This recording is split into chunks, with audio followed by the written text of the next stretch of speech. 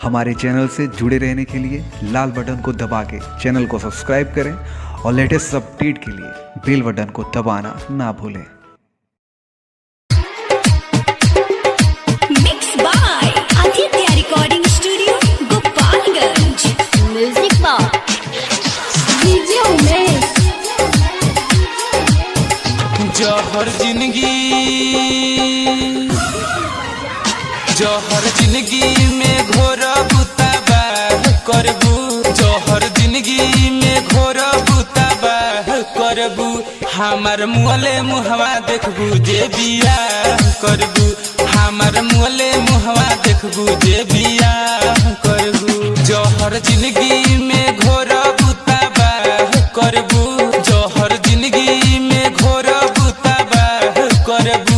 हमार मुँहले मुहवा देखबू जे बियाह करबू।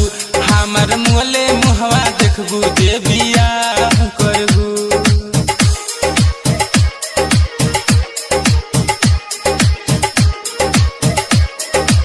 Music by DJ Umesh Sukhipur Bazar. आई बारात तोहार चढ़ के जइबू डोली। जियब न जान मारब अपने से गोली।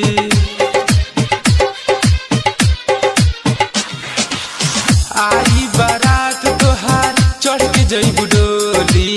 जियब न जान मारब अपने से गोली। दूरी हमरा से हो खबूता ना करबू। दूरी हमरा से हो खबूता ना करबू।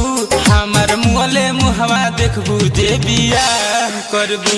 हमार मुँहले मुहवा देखबू जे बियाह करबू।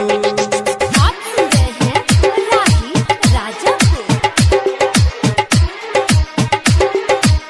Music by DJ Umesh Sukhipur Bazar. कहे राही राजा तू तो ठीक नाही कइलू। हमारा के रानी झूठा सपना देखैलू।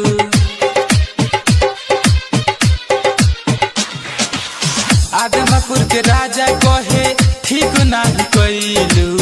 हमारा के रानी झूठा सपना देखैलू।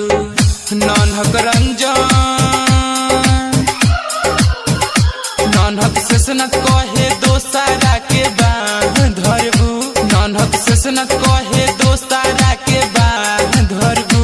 हमार मुँहले मुहवा देखबू जे बियाह करबू। हमार मुँहले मुहवा देखबू जे बियाह करबू। जौहर जिंदगी में घोर बुताबाह करबू।